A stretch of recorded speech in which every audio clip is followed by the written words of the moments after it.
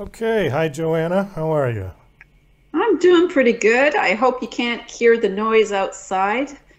There's a park being constructed outside my house. Oh, no, I don't hear anything. It sounds quiet. Good.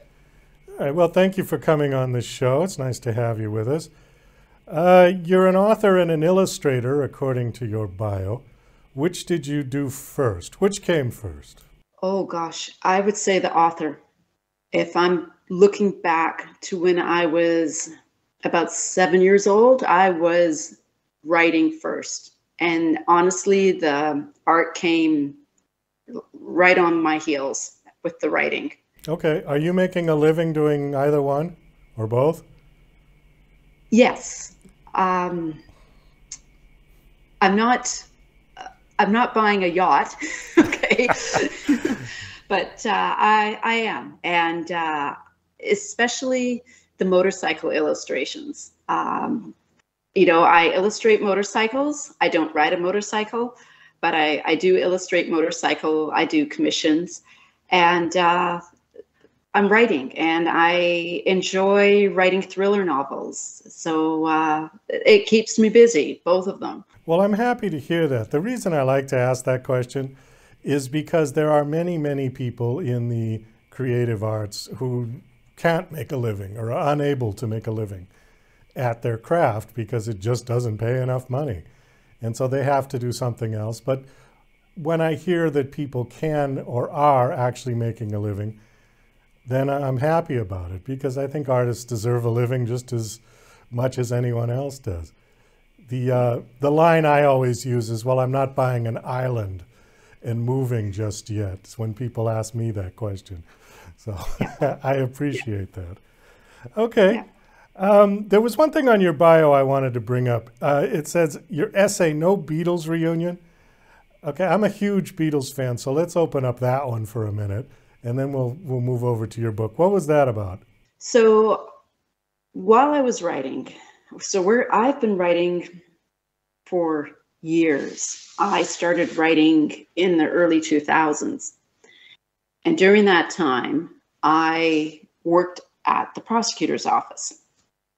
And there was a call sent out to authors, writers, to enter your essay into an anthology.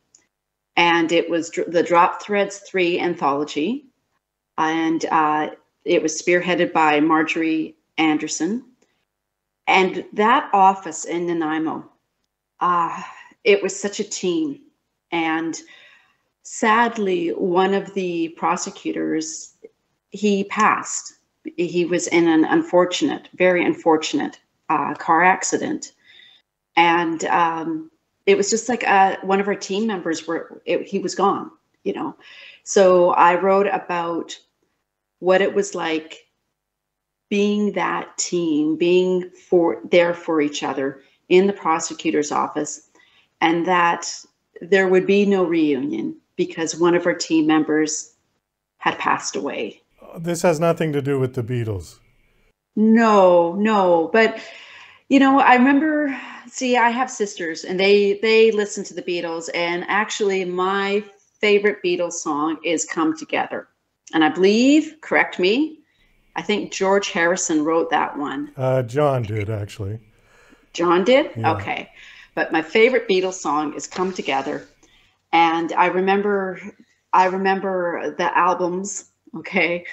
And the talk about if there would ever be a Beatles reunion.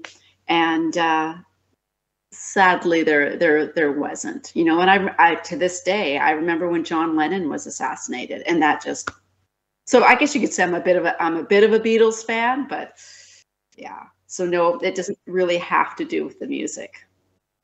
Well, I appreciate the reference. And they had been talking about Beatles reunions probably right up until John was killed. After that, it put the end to that kind of rumor that was going on. Yeah, I was actually in New York City when that happened, and I was one of those, Really? yeah, one of those thousands of people that were standing out there with it. There's a picture of me on my Facebook as a very young 18-year-old standing out there that was caught by, I think, NBC News, taking pictures, and it's there if you want to go look at it. Yeah. But yeah, I was there, and it was very sad. And to this day, I still don't understand. I still don't understand why someone would do that. Well, it's not one of those things that can be explained because you're dealing with an irrational mind. And there is no explanation for it, basically. No. All right, let's shift over to your book. So your book, move your head to your left for a second so we can see the cover. There we go. Okay, Dealer's Child. So what is Dealer's Child about? Dealer's Child is, so having worked in the prosecutor's office, my heroine is a prosecutor. And she finds out that her life, her growing up, her childhood was actually a lie. And the person who she thought was her father was not her father at all. And it was actually a drug dealer who was her father. And it's through receiving transcripts, like from this drug dealer who passes, that she starts unraveling what happened in her childhood, the relationship her mother kept secret from her for most, for most of her life until she became a young adult. And that's what she's uncovering. And she's finding out that because of incidents that happened with her mother and this drug dealer, that someone is now out for revenge and is coming for my heroine, Jade Time. That's what it's that's about what it's about. All right, what genre would you put this book in? I would put it in thriller. It's not a mystery. It's not a cozy. I grew up reading Dick Francis, and I like the action. And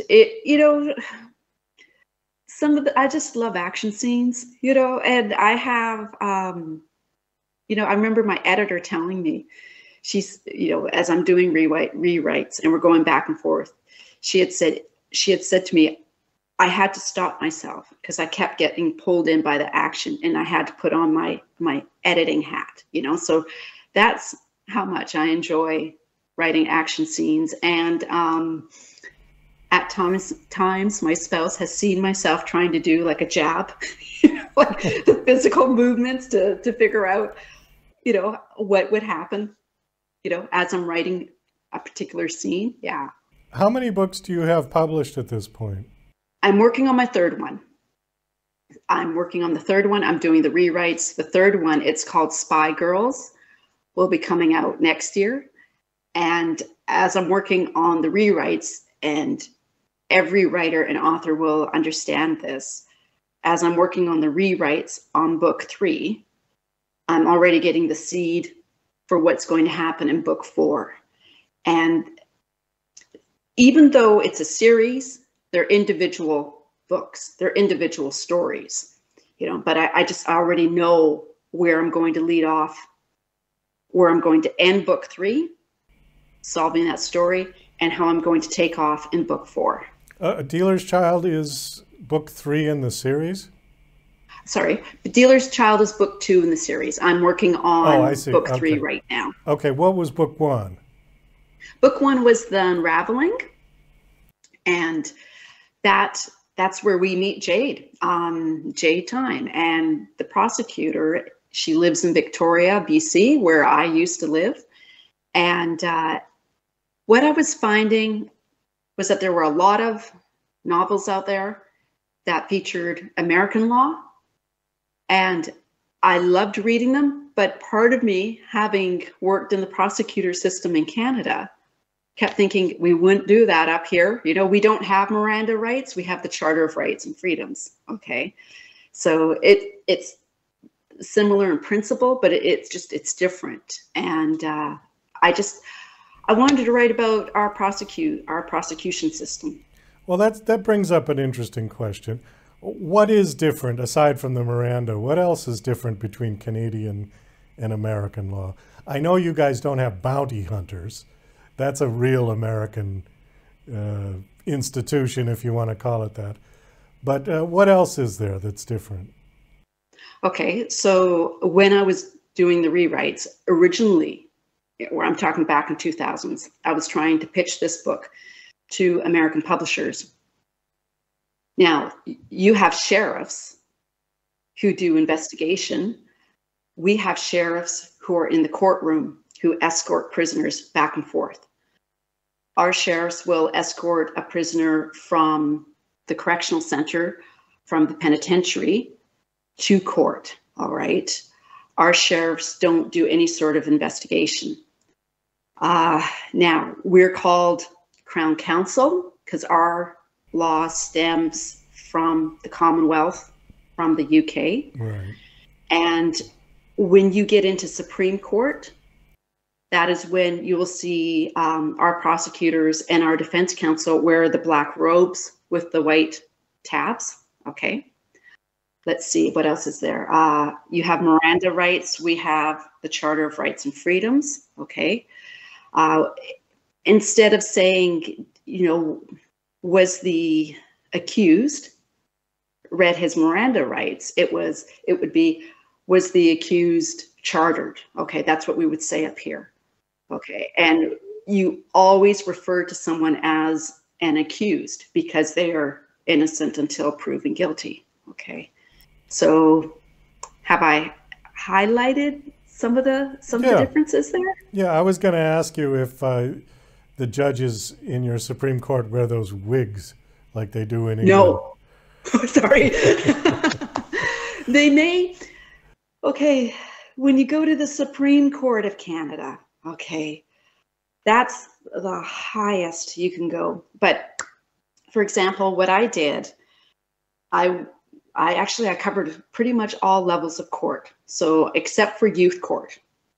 So in provincial court, the judge would be in his robes, no wig. Okay. The lawyers, our prosecutor, and the defense counsel would go into court. They would not wear robes. Okay. They would wear the suit. Okay. You get into the Supreme Court of British Columbia, which is where I worked as an assistant. Again, the judge always has his robes. And that is when a lawyer, whether it's defense counsel or a prosecutor, they put on their black robes and they have their ties when they appear before a Supreme Court, in Supreme Court. Yeah, BC, that's that level, okay. Okay, it's similar to Britain in the sense that they have barristers and solicitors, and barristers go into court, solicitors don't. The barristers wear robes, but they take it one step further with those crazy wigs that they wear. See, and in Canada, we refer to them, whenever I would send correspondence to a lawyer, it would be lawyer's name, barrister, and solicitor. So you still use the titles, yeah. Yeah, and the barrister is the one who goes to the bar. Right, okay, so right. Yeah. Okay, well, that's good to know. I bet a lot of Americans didn't know that. We do have to wind this down. We are out of time. Thanks so much for coming on. Again, your book is called Dealer's Child. It is out now and available? Yes, it is. Okay. Do you have a website that you want to give out? Yes, it's actually, okay, www.j for Joanna, C for cat, V for Victor. So it's JCVArtStudio.net. And that's where you'll find my books, my podcast, and my art. Okay, great. Well, Joanna, thank you so much for coming on this show. It was nice talking to you, and best of luck with your books. Well, thank you very much. This has been an honor.